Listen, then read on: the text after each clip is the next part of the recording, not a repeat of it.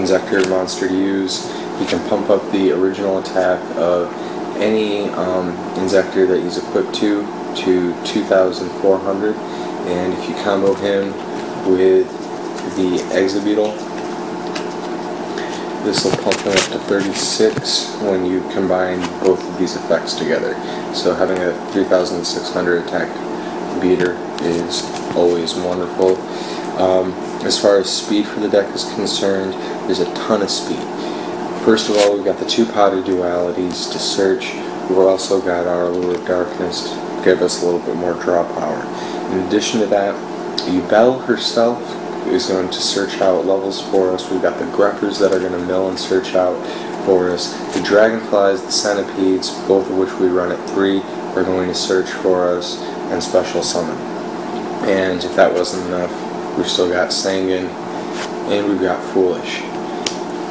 All this in a 40 card deck. We made sure to narrow it down to 40 cards, not 41, but 40 specifically, because we wanted that extra little kick of speed to make sure that we're being able to get that one card that we need ahead of our opponent. And this is the main reason that we're only running 2 Mystical Space Typhoons in our main deck.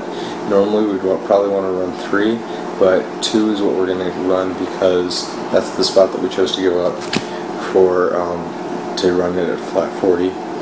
We are still running our Solemn Warnings and Solemn Judgments 2-in-1 because that's that extra bit of negation power we need. But the real trick here is that even with all these cards in here, a match is won in 2 duels and not in 1. And Yubel is a wonderful trick that you can throw at your opponent during the first duel, and it actually is going to set up not just the first duel's win, but the match win, and that comes in with the side deck. Because in the side deck, your opponent is expecting you to have Yubel in there.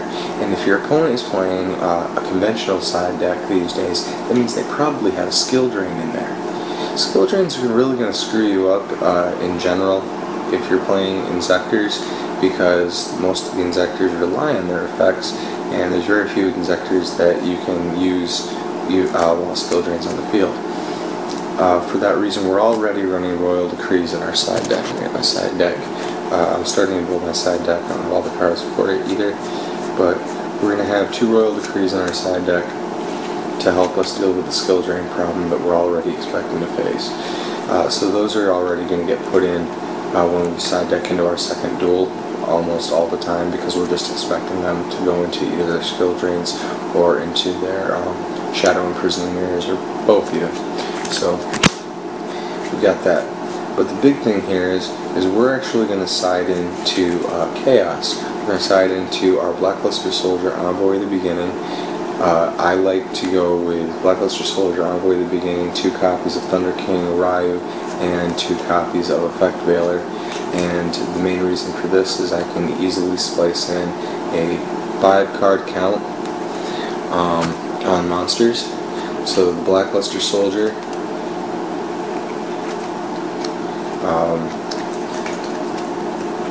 where'd my little ball go? It's laying here somewhere. My Blackluster Soldier will replace my Ultimate Nightmare, my 2 Terran Crowns will be replaced by Thunder Kings, and my 2 Effect Veilers will replace the 2 Wabakus. This means that I don't really need to have Limit Reverse in the deck anymore, so I'm going to drop my 2 Limit Reverses, and I'm going to put in my 2 copies of Royal Decree. And now I've effectively sided in Chaos and sided out Yubel. So when they go into their skill drains, they're expecting me to play Yubel, which obviously I don't have in there anymore, and so I have negation power in my hand to help me. I have a whole light set up in there, so now I can go into the darks with the lights, go into Chaos. It doesn't slow you down at all, and it's a really good way to offset your opponent, because they're expecting you to have a 0 attack monster with no effect, and that's not going to happen. If you do this in this way, we've had a lot more success because they are so caught off guard by Yubel. And Yubel does come into play, but Yubel doesn't usually win the games for you. It is entirely possible to get a first turn or second turn win with this deck. It's actually very easy to get a first or second turn win mostly because the Hornet, Dragonfly, and Centipede generate massive card and field advantage. Every time you use this with one of these two, you're taking one away from them and giving one to yourself. It's a -1 and a +1, or as I like to look at it, a +2. There's no way to look at a +2 as a bad thing, especially when you can do it multiple times in the same turn.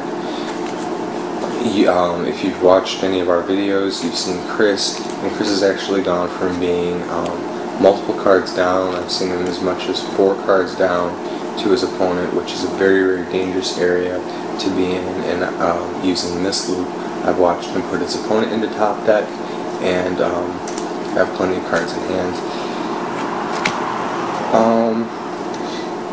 To round out our trap lineup, we do have Starlight Road, 1 Starlight Road, 2 Torrential Tributes.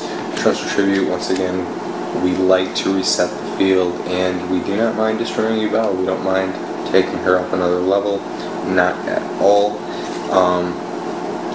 There's just a lot of technique that you have to learn and finesse with this deck, and understand that Yubel is not your main priority, but she's always going to be there in the background as your shield. When things are about to go epically bad for you, that's when she comes into play. That's that little bit that's been putting us over the edge with all of these decks, and that's how Yubel is surprisingly showing up in our most successful Hell's Kitchen deck ever. 99 wins and 9 losses. Lastly, just as a couple little cards to tech in, make sure that you're running, and keep in mind that even though Chris and I built our decks separately, we talked about the idea, we built the decks separately. Once we looked at each other's decks, our decks were completely the same with the exception of 1 card, and that was that level 3 tuner. So we are going to run Dark Arm Dragon in here. It's incredibly easy to control the dark lineup in your graveyard. We are going to run Plague Spreader. We're definitely going to run Sanguine. And then as far as the rest of the spell lineup, very standard.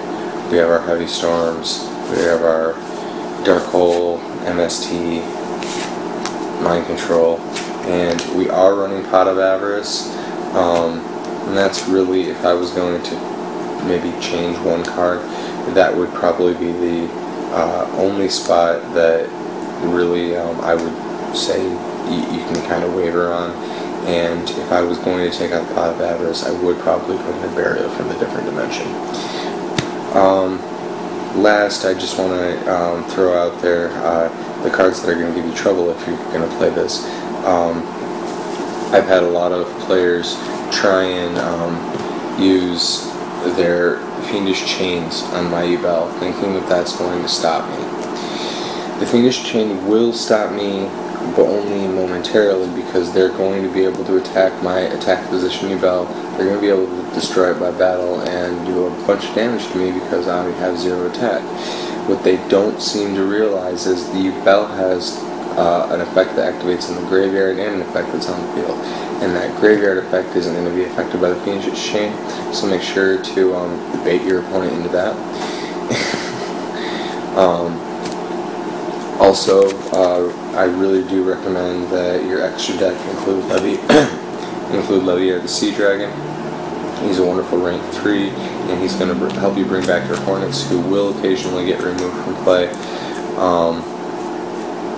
I also recommend running 2 copies of Stardust Dragon in your extra deck, one for just general synchro summoning purposes, because you can get to level 8 by synchro summoning a Dragonfly that's like overlaid, or not overlaid, equipped with, you know, a Centipede or something, and a Plague Spreader.